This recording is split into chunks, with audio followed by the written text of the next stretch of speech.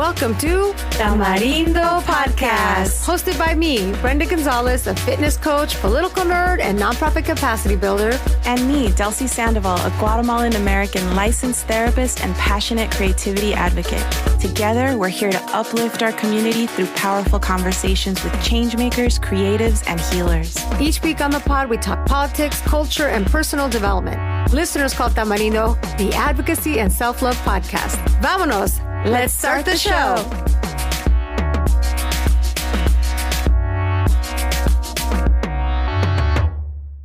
All right, y'all, we're back again, even though we are on spring break, but we had to do this little bonus conversation. So in this episode, we're going to hear from LA City Councilwoman Eunisses Hernandez. She's returning to the show to discuss her re-election campaign for District 1 and her ongoing fight to put people over profits. But before we do that, Delcy, we took a little bit of a break. How are you? ¿Qué pasa? ¿Qué pasa? What's on your mind lately?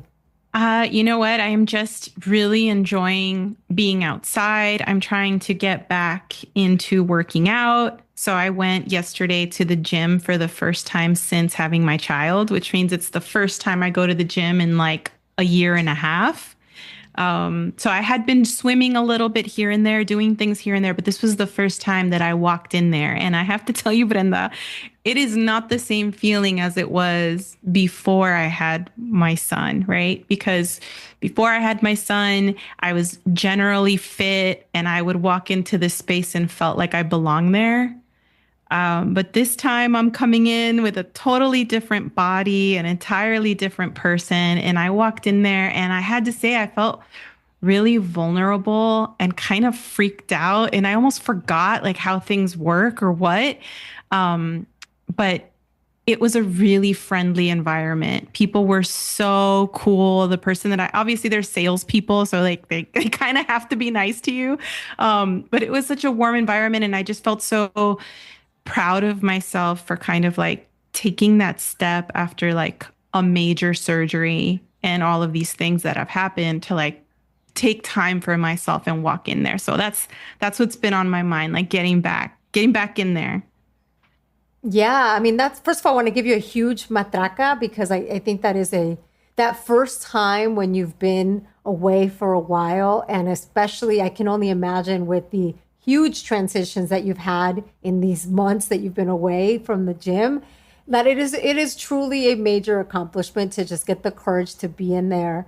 And I'll tell you, as someone that like literally teaches a class, I also feel really out of whack when I'm working out alone. Like I love classes. Like I love somebody just telling me what to do. I love being the one to tell you what to do.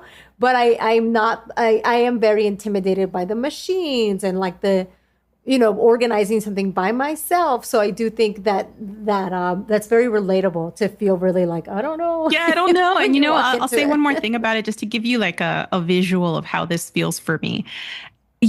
These machines, you have to like pick up your own weight and add your own weight to the machine. It's not like those machines where you can kind of like pull out a pin and change the weight. Like you have to go and like physically lift these things. And I felt like in my thinking about what I should do and in my like processing and slow kind of shy movement, there are all these like hardcore gym people like swarming around me, kind of like I was in their way.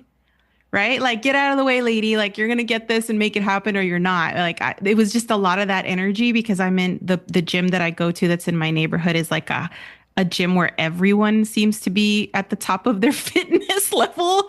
So there was a lot of like, I felt that feeling and I had to have some self-talk like, you might be imagining this. I don't think anybody's worried about your workout. They're focused on them. They can wait. I'm going to take this like the 101 freeway and it's my turn and that's it. Yeah. So it was interesting. Yeah. I mean, some spaces cultivate that ickiness, right? Yeah. So, maybe you could sample it and see how it feels. Cause I feel like one of the things I really love about the gym, one of the gyms both of them, but only one of them has an actual gym, which is everybody. I mean, they're like the anti-box gym, right? Their whole purpose is to make it not feel like a gym. But even with all that, I still feel that. Yeah. I still feel that intimidation around a machine. But okay, great. Similarly, I'm sort of like, that's also been on my mind. So I also decided to rejoin one gym that I had been going to early on in the pandemic. I really enjoyed it, but it was a little bit far away. It's one of these, high intensity interval training gyms with all the kinds of cool equipment. And it was already at the far east of Pasadena. So it was already too far for me. So when they moved to Monrovia, I was like, well, game over. I'm not going to be able to go to this gym. And I didn't go to that gym for 3 years, but I kept following them on Instagram. And I felt like a calling to, like, I really need to kind of have that level of intensity, because my trick to go to the gym is forcing myself to teach the class. Yeah. That's my trick. But of course, I have to keep things accessible, and the moves might be, I don't always feel myself personally as challenged as I feel like I could do. So I needed to level up and do something like this. So I'm doing it. And the other trick for me is I have to pay for something. Like I just mentioned earlier, even though there's literally a gym in my building, I have access to 2 gyms. I think there's something to putting like actual cash money towards it that really holds you 100%, because I did have the thought of like, oh, well, there are all these free videos I could do online. Like, I just need to, make it happen at home. And I was like, listen, let's be real, Delcy. If you could sit down and look at all your Sofia Coppola books and look at all of your cool film stuff that you have lying around your house, or like if I have a minute where I'm not with my son and I'm not doing something else, I'm going to look at my books and I'm going to hang out and I'm going to watch sports. So I was like, you need to get yourself physically there. And that's what's happening. So I did. And it was like, okay, I got this. So let's see. Yes. Okay. Step 1. Perfect. Well, amazing matraca to you for that.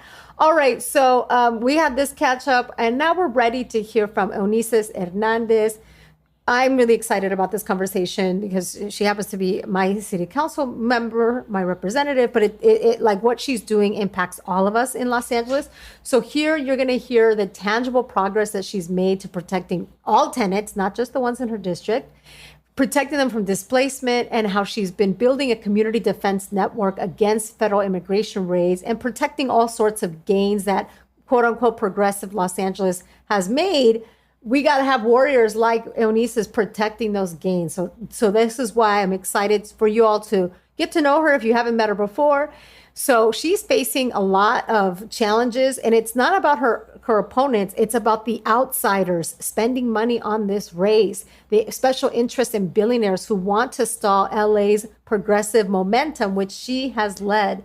So this is why this is relevant to all of us. Even if you're not in LA, what happens in LA could be a model for what other cities can do. So there's a lot of reasons why we should be hearing from progressive candidates like Eunisses to learn a little bit more about what she's all about and how do we get more Eunisses out there. So let's hear from her right now.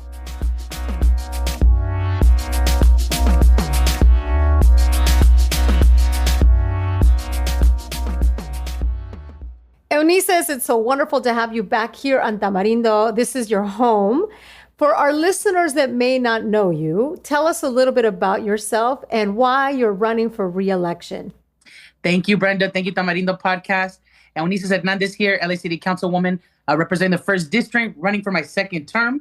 A little bit about me. I have been fighting for justice and for my community for many years. Previously to this job, I was advocating for criminal justice reform issues, trying to prevent people from falling into the jail to prison pipeline, the school to prison pipeline.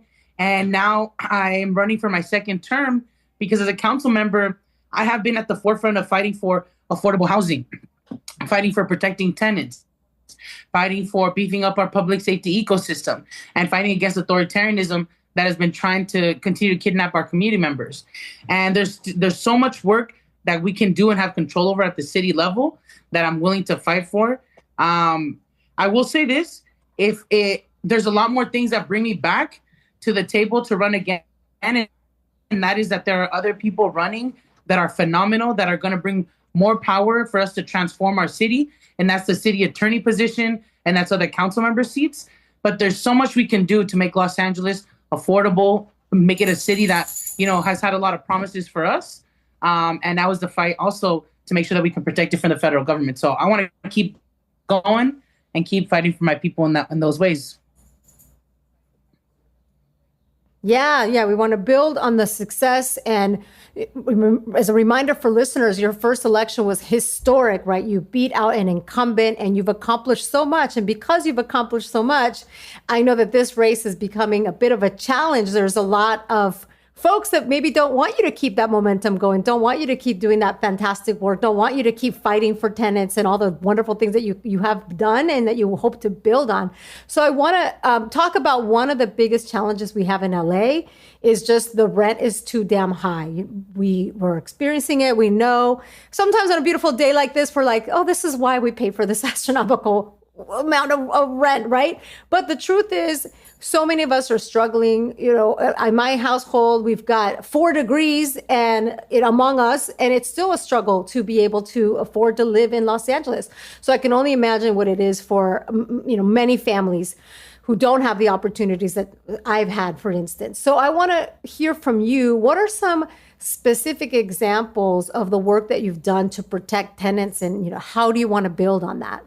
The city of Los Angeles and my district are about 60% renters. And so when it came to trying to protect renters, it was not a question because we've seen people fall into the eviction to homelessness pipeline. We've seen that's how gentrification happens, is when you displace whole communities and bring in new people and raise the rents. And so that's why it's been one of my focus points and one of my priorities to prevent the eviction to homelessness pipeline and to prevent more displacement of our community members. And that's by establishing protections for tenants. I helped fight for Tahoe 2.0. That's the Anti-Tenant harassment ordinance that actually gave teeth and resources to making sure that we could implement laws for landlords that were harassing their tenants. We are one of the only districts in this city to get a criminal conviction on a bad landlord that was harassing their tenants here in Highland Park. Also, I've put in at least $500,000 in rental assistance to help families pay back rent, whether they're impacted by the fires, the federal immigration raids, or just the lack of access to employment that will help them pay the rent. We are supporting people and have paid thousands of dollars for dozens and dozens of families to be able to stay housed, because it's also much easier to keep someone in their housing than try to find them housing once they fall into homelessness. And the last piece I want to add around this is that the work that we're doing is led by a tenant and caseworker team on my CD1 team. We do one-on-one case management, making sure that people's habitability standards are being met, making sure that they're not getting illegal rent increases, knocking on the apartment doors, and connecting with our tenants to make sure that they know their rights, because that is also very important. And all of those things that we've invested, the rental assistance, the one-on-one case management, the legislation to protect tenants and cap rents that hadn't been done in 40 years, all of that work has translated into the city of LA dropping evictions by 4%, but Council District 1 dropping evictions by 10%. So we know what we're doing is working. It's preventing displacement and it's keeping people housed. Thank you so much. That's fantastic. That's great to be able to point to some specific actions that you've led and some actual outcomes. That is fabulous. And I do remember reading about that case about the way the tenants were able to successfully sue their landlord. I mean, it was a horrible things that this landlord was doing.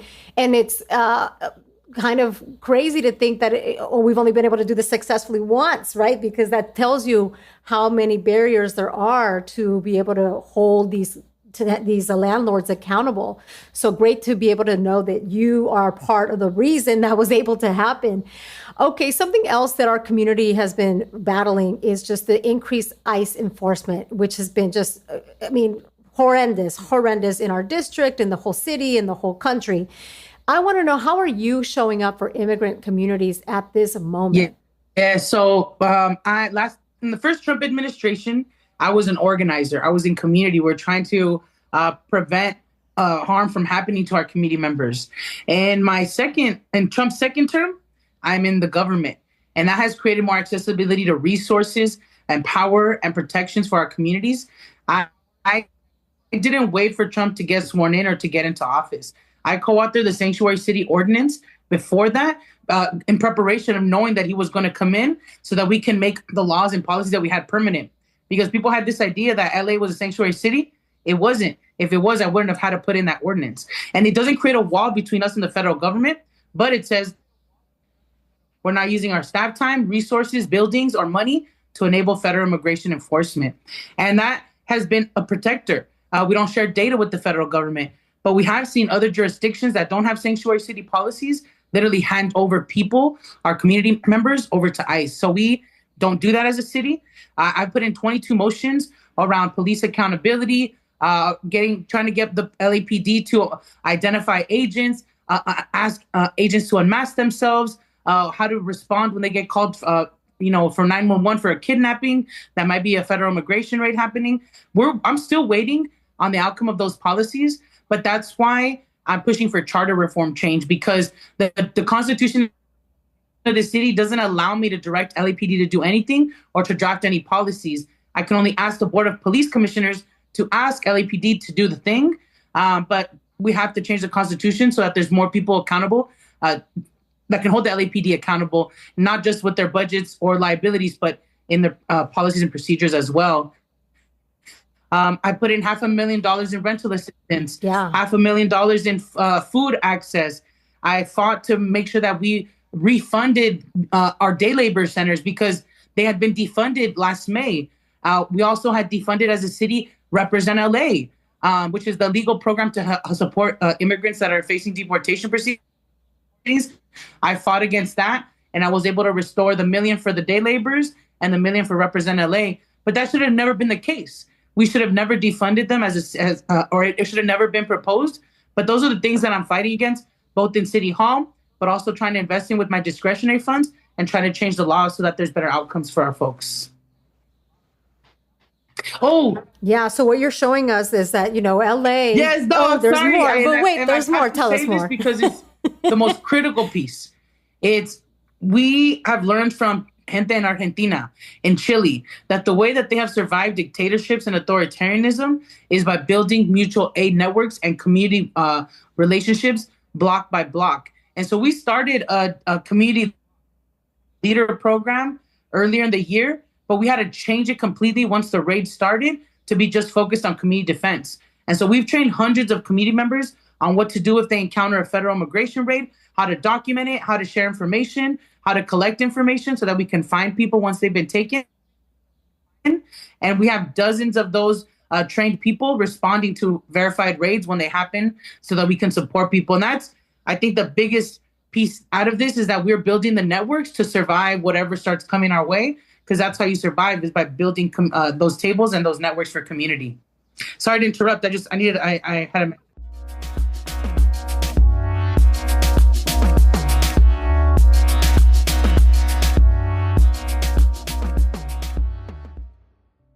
Okay, after everything this year has thrown at us, we deserve to end it on a happy note, like we're ready for a holiday. So listen, Alma from Alma Explores just dropped a very cute Christmas trip, November 29th through December 4th to Strasbourg, France, home to one of the oldest Christmas markets in Europe. We're talking twinkle lights everywhere, mulled wine in hand, festive stalls, storybook streets, like full-on romanticize your life energy. And no, this is not a rush, chaotic group trip. This is slow travel, wonder, snack, sip, repeat. Now here's the best part. There are only 6 spots. So if you're thinking about it, don't overthink it. If you book by April 30th, you'll get a little holiday magic from Alma Explores. 1 bottle of champagne waiting for you in your room and 50 euros to spend at the Christmas markets. To get this deal, you must mention Tamarindo when you book. And yes, monthly payment plans are available because Alma Explores loves options. So if you've been waiting for a sign, this is it. Go to almaexplores.com and click upcoming trips and you'll see Strasbourg there. So once again, go to almaexplores.com and select upcoming trips.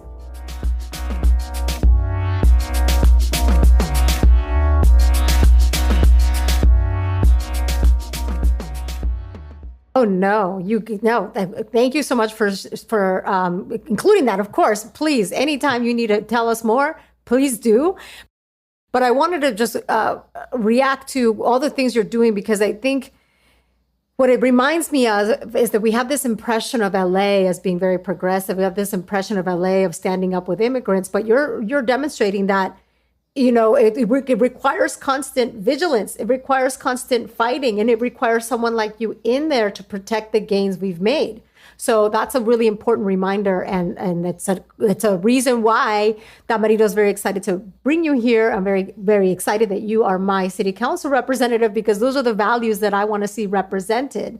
So tell us more about some of the challenges in this race right now. I mean, I think we're realizing what could be at stake is that we wouldn't be able to have a fighter to protect these things and continue to build on the momentum that you've gained. So what's going on in the race right now? I mean, I know that I personally, as a voter, have been getting a lot of text messages. I've been surveyed a lot, and it's so funny because every time I'm surveyed, it really just makes me double down on supporting you. So I just want to know, what's the race like currently? How are you feeling? Tell us about it. Yes, I am the tip of the progressive spear on the city council. I am the truth teller. I don't take special interest group money. I don't take corporation money. I don't take developer money, and that is and oil money, and that has closed the door on a lot of special interests that had unlimited access to City Hall, where their interests were the ones that were uplifted first, while community members and constituents were left fighting for scraps. And that, for me, I have tried to be a council member that is committed to my community and what they want to see. And that sometimes means that corporations aren't going to get to line their pockets as fat as they used to. It means that corporations will be held to a higher standard as they're making money off of our communities and our infrastructure. And that has put a target on my back. When you are not someone that can be bought, you are the antithesis to what they want to see in these seats. And I have 4 challengers. Am I worried about any of them? Absolutely not. In the ring, one-on-one, no question, I will win. But I have to be clear-eyed about the special interests, the billionaires, the hotel owners, the billionaires from the Bay Area that don't want to see Los Angeles move forward in a progressive way that puts people over profits. And right now, we're seeing that campaign you might be receiving is from Neighbors First. Neighbors First, who knows what they are? We've been able to track some of that money down to San Rafael, to billionaires. Frank McCourt is somehow tied to it as well. And he's the one that owns the Dodger Stadium parking lots, who absolutely hates me because I've been fighting the gondola because my community has been demanding me to do that and build other alternate pathways to Dodger Stadium, which we are doing. So that's who I'm fighting against. For this seat, I am fighting against the corporations, the special interests, the people, the billionaires, the hotel owners that are trying to buy this seat. But I feel good because my community members know what I've been fighting for, know that in moments of crisis, I have stood up and been at the forefront, and that I will make sure, and I have been making sure that their tax dollars come back home. We are knocking on over 60,000 doors in this primary election, and the goal is to knock it out there.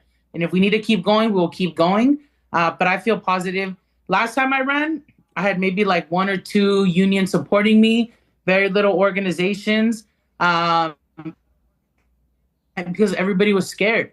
They were scared to support someone against an incumbent, someone who's running against a political giant. But now I'm running and people are standing up with me and being brave.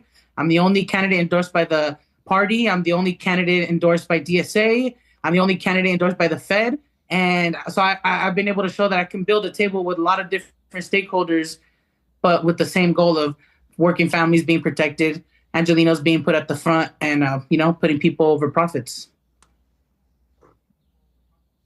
Yeah. Okay. So that's really, really informative to know that it's not necessarily that there's other candidates. I mean, there are other candidates, but it's the outside money that's here to influence people that are not even in Los Angeles trying to influence this race. Okay, well, that's really informative. And what is one way or several ways that we could be showing up for you so that and look, listen, listeners, you don't have to be part of District 1 to support this campaign, because what the things that you are for, Eunisses, it impacts the entire city, right? It impacts the entire city. And the reason the outsiders are influencing here is because we could lead the way, right? They don't want us to be the model. They don't want LA to be a model, and Eunisses is helping LA to be a model. So that's my call to all of you listeners, that you don't even have to be in LA. You don't even have to be in this district to have skin in the game, right? There's something to be gained here. So how can folks get involved? Yes. And Brenda, if I could, before I tell people how to get involved, that point of like the whole city, right? Rent stabilized units, RSO units exist all over the city of Los Angeles. And me and my colleagues just capped the rent for those units at 4%, which means that their rent for these are some of our seniors who are on SSI. Their checks don't go up by 10%. We were able to cap the rents, and that hadn't been done in 40 years. So when we're talking about citywide, it's like, yes, you might live in an RSO in the West Side, and now your rent can only go up by 4% because we did the work that hadn't been done in 40 years. So yes, please, everyone throw down. You can support us by donating. You can support us by door knocking with us. We need to knock on 60,000 doors. You can phone bank with us. You can postcard with us. There is a lane for everybody. If you're an artist and you want to make art, please make art. Whatever it is, how you're going to tell the story of why people need to plug in locally, please tell that story. And why people need to plug into this race, please tell them. Because we got to keep telling the truth. We got to keep calling out the BS of why we're using a 1971 report from JPL to buy 2 new helicopters. Like, that's not what we should be allowing to happen. Why we should keep questioning, and I'm here for that.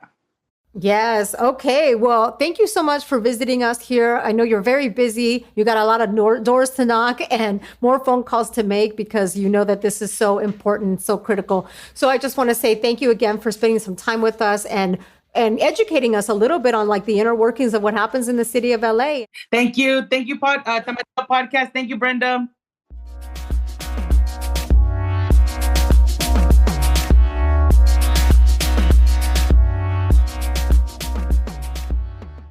Oh my gosh, that was such a fantastic conversation. I hope that you are all inspired to support the movement to keep a truth teller in City Hall with Eunisses. So I want to invite you to go to EunisseSforthePeople.com to learn more about ways that you can support this race.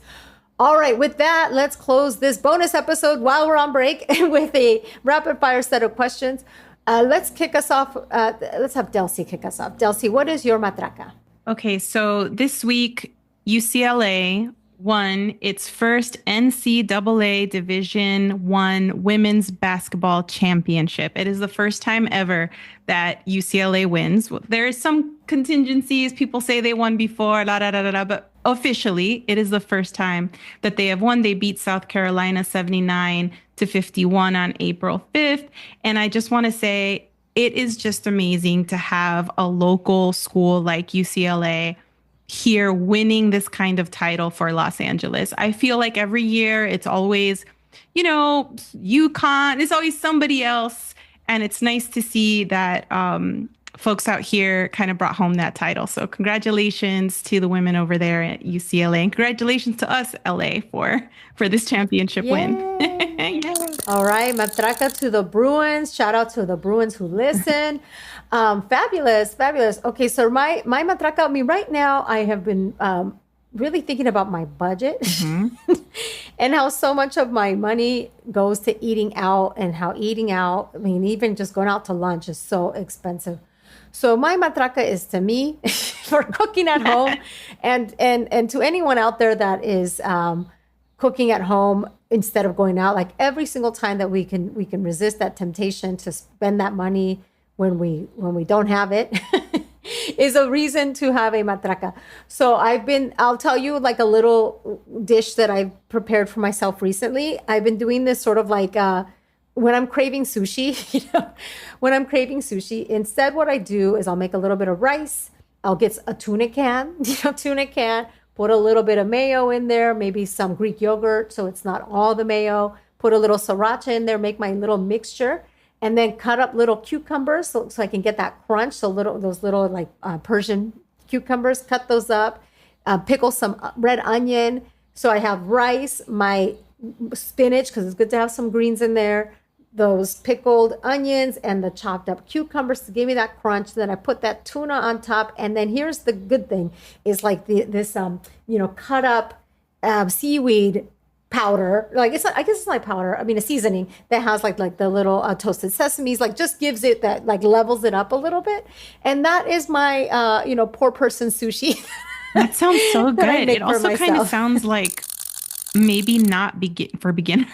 Like it sounds like you're leveling up at the cook at home situation. I mean, that's not what I'm doing when I'm making food at home. I'm making sandwiches. Well, we got to keep it interesting in here. Otherwise, it is, believe me, most of the time it's, super dry chicken and rice and some broccoli. So trying to like mix it up a little bit. Yeah. So matraca to cooking at home, y'all. Okay, what goes in la basura for you? I mean, girl, the news is terrible. So we all know all that. Given that all that is going to I'm not even going to go there. What else? I'm not even going to go to the falling house of cards that we're in. So I have been one of the things I've been doing aside from like the gym and stuff is I've been going to these mommy meetups. I went to one with you, Brenda, that you put together. Thank you for doing that. That one was awesome. I had a great time. And I went to another one this week that was through like a New Moms of LA group because I'm trying to find my tribe. I'm trying to find people who are in my situation to connect to. Your situation. My situation, my new motherhood situation. And and interestingly enough, I feel like every time I get together with a group of moms, there's always this thing that keeps coming up over and over, this topic that keeps coming up, which is that a lot of moms are being laid off on maternity leave. They're being laid off, which is interesting because or if they're not laid off, their job roles are being changed kind of under them, or they're not being given their merit increases that they were supposed to get and given like a reason why, or there are all of these different things that are happening because you legally cannot fire somebody, right? Your job is protected while you're on maternity leave. But if you lay someone off, it is not considered being fired. And if you change somebody's job responsibilities, as long as you keep the title, it's not necessarily taking somebody out of their job. And so there are all these loopholes that companies seem to be using to use maternity leave as an opportunity to save money in their budgets.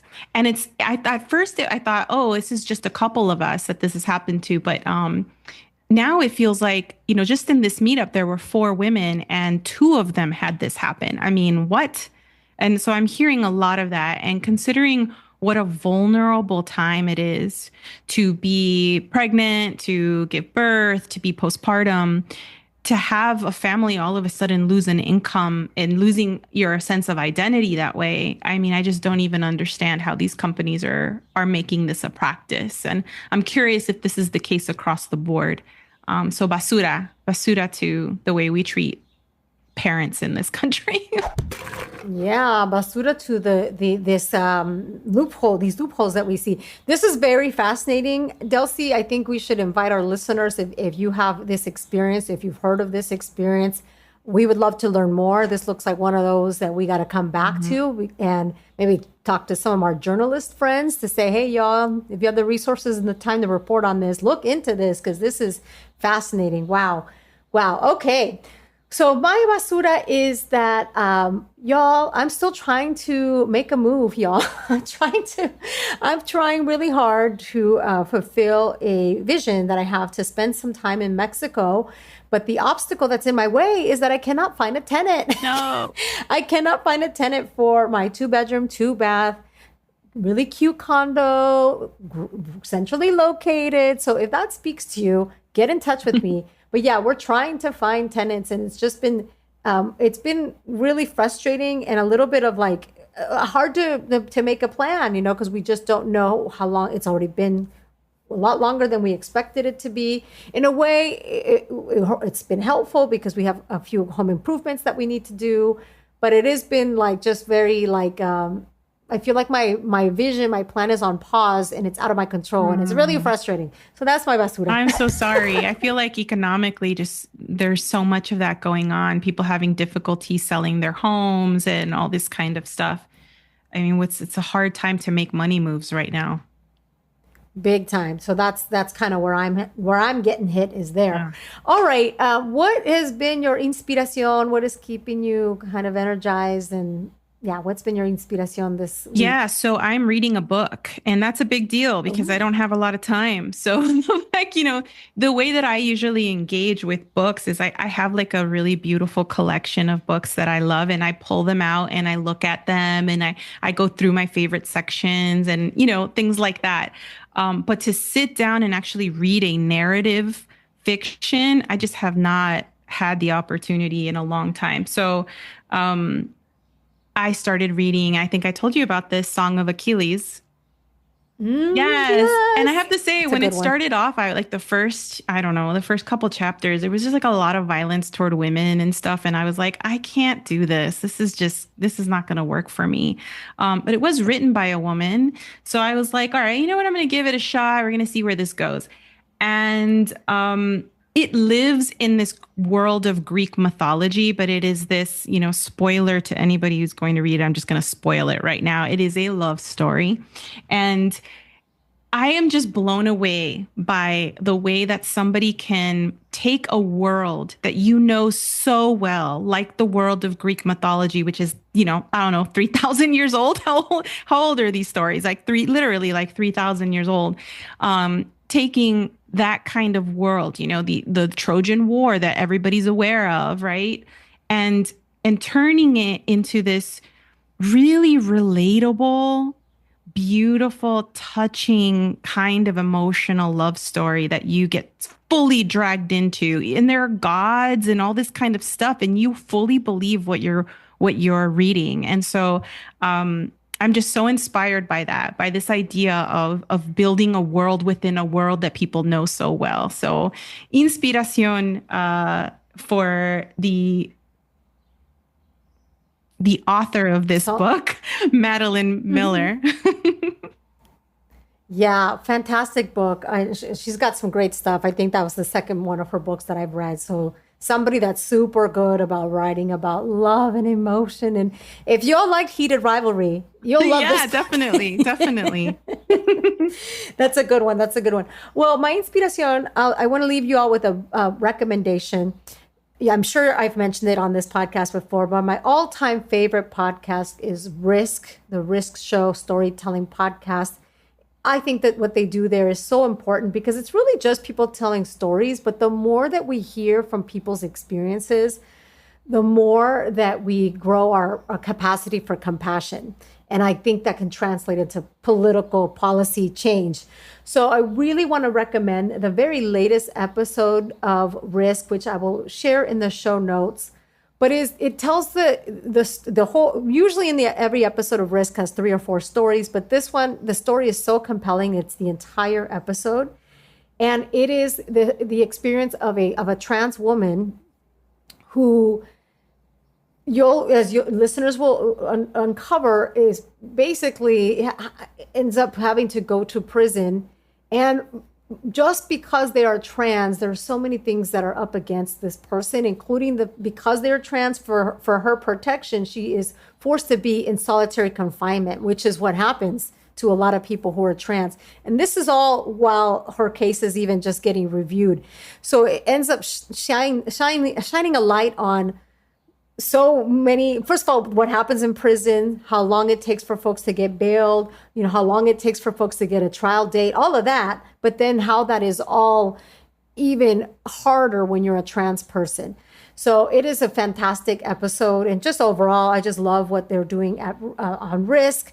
And I've become a friend now with the host, which is Kevin Allison. I'm taking for the second time, I'm taking his storytelling class. So I want folks to just check out Risk because It is great. It is life-changing. And if you don't already listen, I recommend that you do. And if you do listen, I'm sure you hear from Kevin all the time how important it is that we help them grow, because what they're doing is important. And on that note, help us grow.